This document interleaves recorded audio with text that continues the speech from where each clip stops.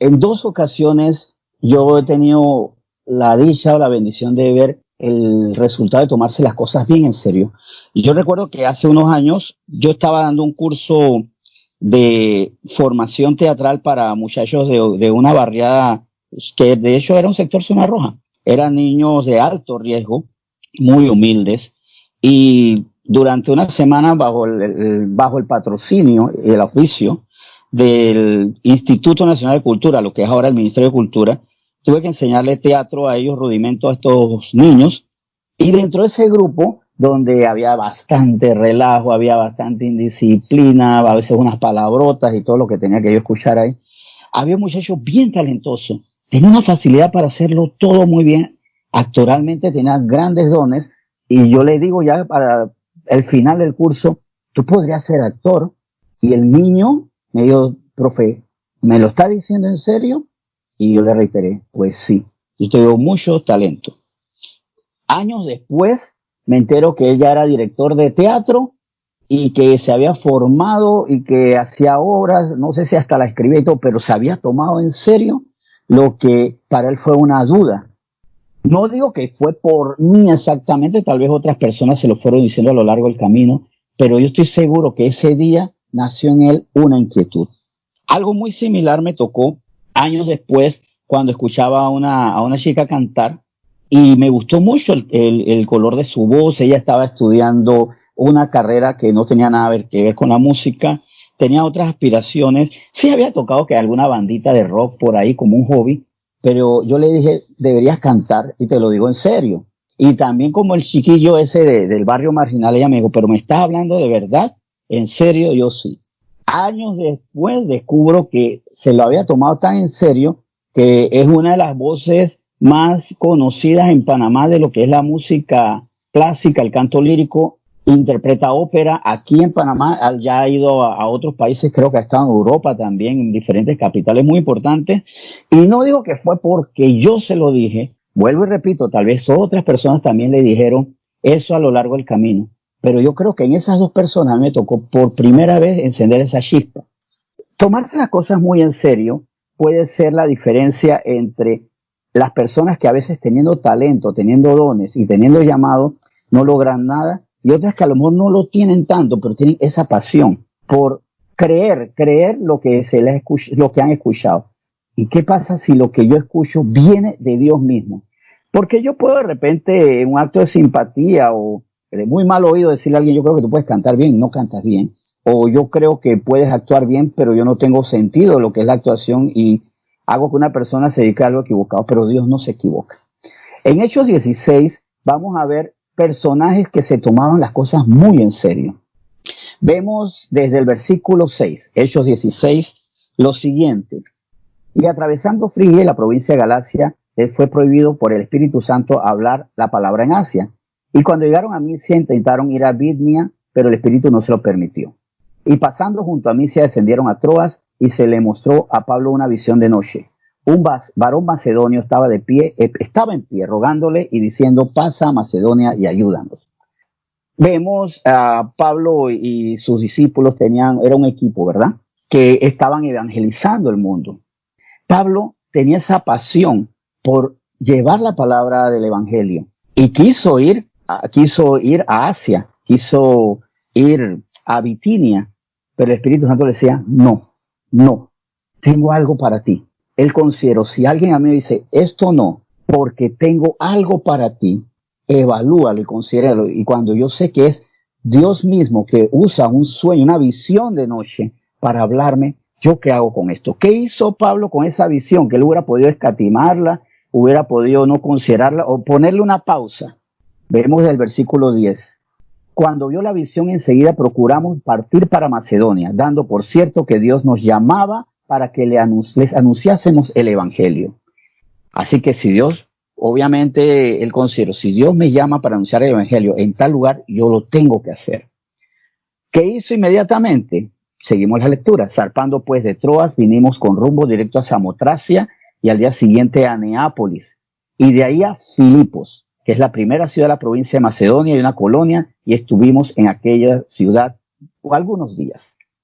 Él desvía sus planes o más bien toma los planes de Dios, retomando el llamado que él había tenido inicialmente de anunciar a los gentiles el evangelio y también a los judíos que estuvieran en esas regiones gentiles.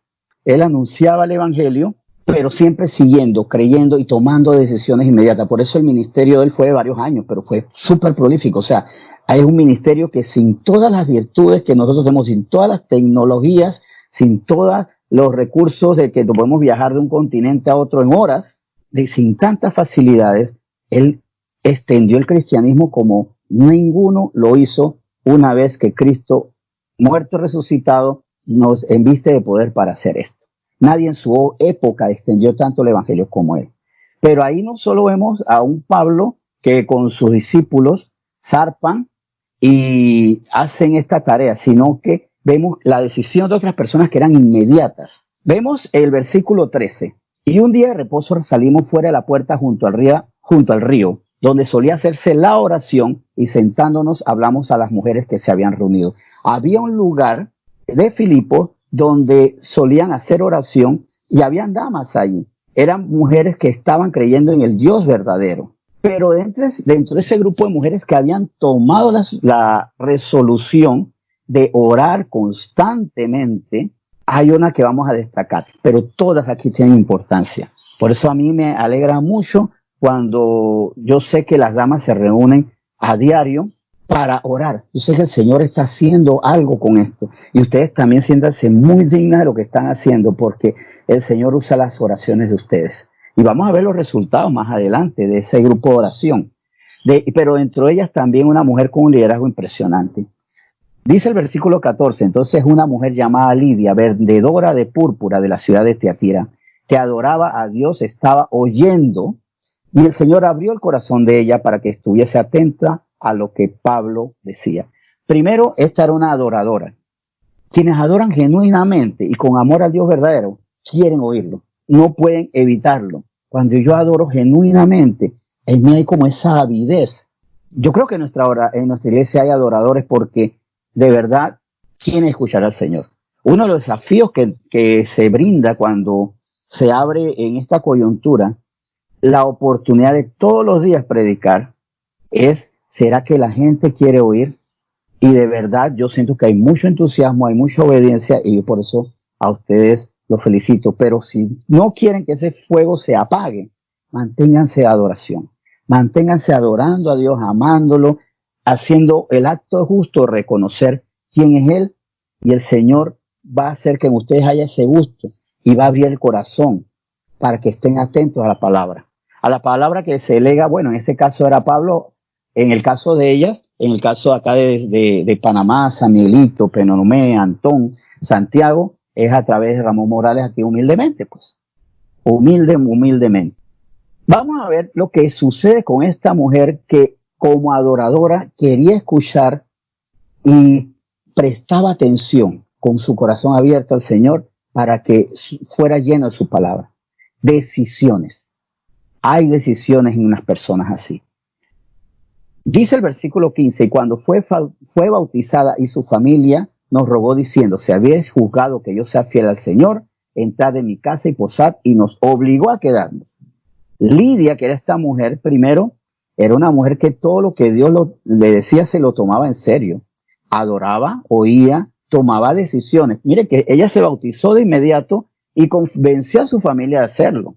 Yo estoy muy agradecido también porque yo he visto que en esta familia hay algo especial. Hay caballeros de testimonio, porque no voy a decir que los caballeros de nuestra iglesia no llenan la cuota o no tienen el nivel. Claro que sí, pero no por eso voy a dejar de negar algo evidente. Y es que aquí hay damas que están tomando decisiones, sigan tomando esas decisiones, se han bautizado en el Espíritu, han hecho los votos necesarios, han tomado compromisos y están luchando por su familia.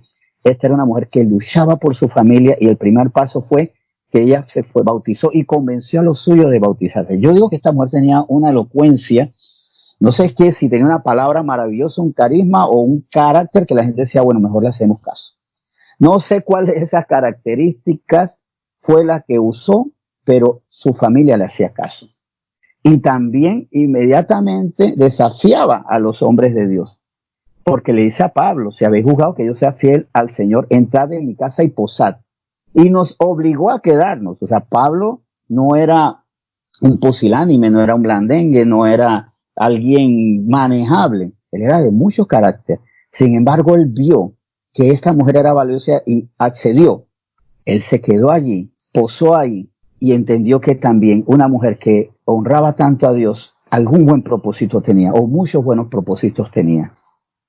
¿Cuál fue el resultado de esto? Bueno, se recuerdan que dónde fue de todos estos lugares de Macedonia, ¿a dónde llega primero? A Filipos. ¿Qué le suena a Filipos? La primera ciudad de la provincia de Macedonia. A Filipenses, a la iglesia de los filipenses. Vamos a ver aquí en Filipenses 1, ¿qué sucedió con una mujer decidida? Que dijo, posen aquí, quédense aquí. Si ustedes creen que yo soy útil, que yo soy fiel al Señor, quédense aquí, permanezcan, hagan el caso, hagan algo en mi comunidad, hagan algo. Filipenses 1:1 dice, Pablo y Timoteo, siervos de Jesucristo, a todos los santos en Cristo Jesús que están en Filipos, con los obispos y diáconos. Aquí vemos que ya Pablo no se dirigía a un grupito de damas que se reunían en un lugar del camino para orar. Ya se dirigía a una iglesia organizada, con autoridades, con obispos, con diáconos. Una iglesia a la que él llegó, acuérdense que Pablo no iba para allá, Dios lo lleva a través de esta visión nocturna, pero como él se lo tomó en serio y se encontró con gente que se lo tomaba en serio, algo ocurrió. Dice el versículo 3, doy gracias a mi Dios siempre que me acuerdo de vosotros, siempre en todas mis oraciones, rogando con gozo por todos vosotros, por vuestra comunión en el Evangelio desde el primer día hasta ahora. No solo se estableció una iglesia con gente, se estableció una iglesia con gente obediente, con gente de testimonio, porque Pablo no daba palabra falsa. Pablo era muy estricto y así como lo dijo a un momento a los gálatas insensatos, a los filipenses les dijo que eran personas que evidentemente vivían en esa comunión del Evangelio. Fruto de las oraciones, por supuesto. Fruto de la enseñanza, por supuesto. Por supuesto, porque ¿cómo yo pueda tener comunión en el Evangelio si no es porque vivo espiritualmente en oración, pero también porque conozco el Evangelio? Entonces él tenía una iglesia con mucha esperanza. De ahí salen las famosas palabras del versículo 6 de Filipenses 1. Estando persuadido de esto, que el que comenzó en vosotros la buena obra, la perfeccionará hasta el día de Jesucristo. Pablo vio el resultado de decisiones radicales. Vio el resultado de hacer lo que Dios dice y tomármelo en serio. Porque a veces yo puedo recibir del Señor mandatos o promesas, porque a veces no solo dudamos de los mandatos. O pasa algo bien curioso. Creemos en los mandatos y hago porque es que Dios manda. Pero ¿por qué no estamos bien? ¿Por qué no tenemos esperanza? Porque no tomamos en serio las promesas. Entonces, ¿por qué hago los mandatos? Porque Dios manda, porque toca. Pero confío en las promesas y podemos ser cristianos decaídos que no construimos en base a las promesas. Seamos radicales. Si alguien como Dios me dice, y aquí digo alguien como Dios porque así decimos de la gente, si alguien como el arquitecto tal o como el músico tal me dice que yo soy bueno, debería tomarlo en cuenta. A veces que hasta suena un poco como despectivo decir alguien como Dios nos dice que debemos hacerlo, vamos a hacerlo. ¿Y por qué decimos alguien como Dios? Porque no le damos todavía el lugar como de Dios. Sí, Dios dice, así que debería ser. Dios no es alguien como Dios, es Dios y su palabra es absoluta y la obediencia tiene que ser absoluta e inmediata a su mandato, pero también abrazar la promesa. Aunque en este mandato no había promesa dicha, sino que simplemente en la visión que tuvo Pablo, del varón macedonio, solamente decía, pasa a Macedonia y ayúdanos. Ahí hay un mandato, él sabía que había una promesa de respaldo, porque el Señor dijo antes de ascender al cielo, yo estaré con ustedes.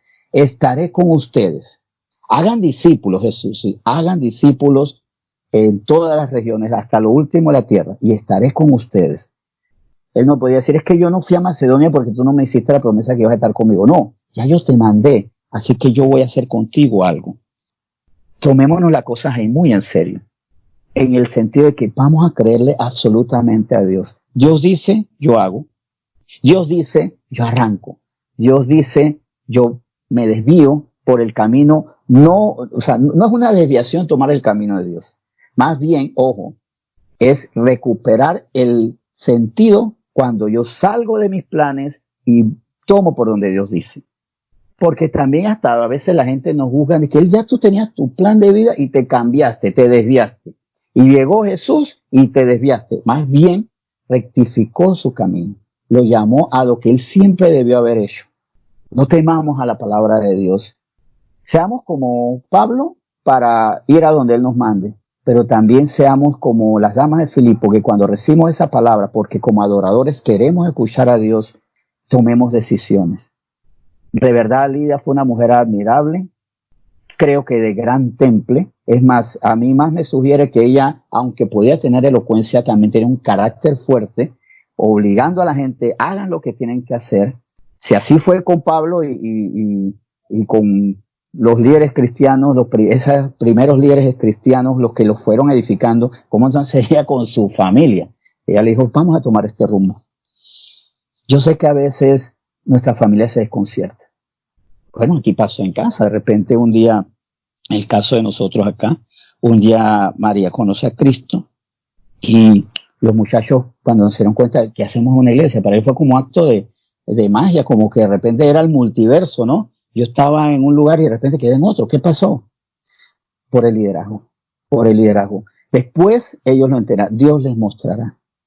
Sigan así, me gusta mucho ver cómo yo sé aquí, y ustedes saben, no tengo ni que mencionar los nombres, de cómo me voy a casa de mi hijo hasta donde sea. Bueno, Yolanda, pues por ejemplo, en el caso de Yolanda, me voy hasta la casa de mi hijo y allá yo lo jalo, aunque sea por la puntita de la oreja, y le hablo y quiero que sigan al Señor. Y aquí yo soy con mi pareja, aquí están personas que están luchando por su pareja también, las que han luchado y las que están luchando por su pareja también, y los que están ahí jalando la punta de la oreja para que le sirvan al Señor. Sigan así, ponerlo eso sí, o adorando, escuchando a Dios, porque ella tenía esa autoridad por Dios, porque ella era una adoradora y a la vez era una persona que con el discernimiento espiritual escuchaba a Dios. Era una persona de grandes decisiones. Yo quiero orar para que ese denuedo crezca en nosotros, pero también, por supuesto, que ese denuedo nosotros nos lleve a contar con el respaldo del Señor. No temamos, construyamos nuestra vida y la de nuestra familia con estas decisiones que el Señor va a respaldar. Dios respalda a los adoradores que con ese corazón de adoradores escuchan su palabra y toman decisiones valerosas. Oremos entonces. Señor, muchas gracias por tu palabra hoy. Te bendecimos y de verdad, ¿qué podemos decir más que darte tributo? Tú eres bueno, tú eres maravilloso, tu palabra es verdadera. Tú quieres levantar, así como levantaste en Filipo una iglesia que es de testimonio para todos los continentes, para millones de personas actualmente, y lo ha sido por miles de años. Asimismo tú quieres levantar iglesia con nosotros. Para eso tú no necesitas una multitud, sino una pequeña raíz de fe, como estas mujeres humildes, que ni siquiera tenían templo, ellas no tenían lugar, porque hasta a veces nos cerramos, es que no tenemos templo para hacer iglesia. El templo de ellas era el camino, la orilla, un lugarcito allí, a la intemperie, donde el templo de ellas estaba haciéndose poco a poco, donde habría después obispos, diáconos, habría testimonio, una iglesia llena de amor, una iglesia de bendición para Macedonia. Gracias, Señor, por estas personas de decisión. Yo te pido también que respaldes aquí a quienes están luchando por su familia, por sus parejas, por sus madres, por sus padres, porque aquí hay también personas que quieren que sus hijos, pero también hay gente que quieren ganar a sus madres, a sus padres. Pon en ellos, Señor, tu gracia, la que evidentemente tú pusiste en Lidia, para que su familia obedeciera. Esa gracia que tú pusiste en ella para que Pablo comprendiera que tenía que posar allí, y que por posar allí por servir, iba a sembrar lo que sería una iglesia después, que aún nos enseña a nosotros. Gracias, Señor, por lo que tú sigues formando en nosotros. Gracias por amarnos a través de tu palabra. Tú eres perfecto, tú eres maravilloso. Y lo único que nos pides es que tomemos decisiones, que seamos radicales en servirte, que no temamos y que tu mandato, que el mandato a tu palabra, más bien dicho, el mandato a tu palabra sea inmediato en nosotros, pero que también la fidelidad o la fe en tus promesas sea absoluta. Ya aprendimos que la obediencia es inmediata, pero la respuesta puede tardar tiempo. Y para eso, la respuesta a tu promesa necesita una fe absoluta. Te obedecemos de inmediato y te creemos siempre. En nombre de Jesús. Amén.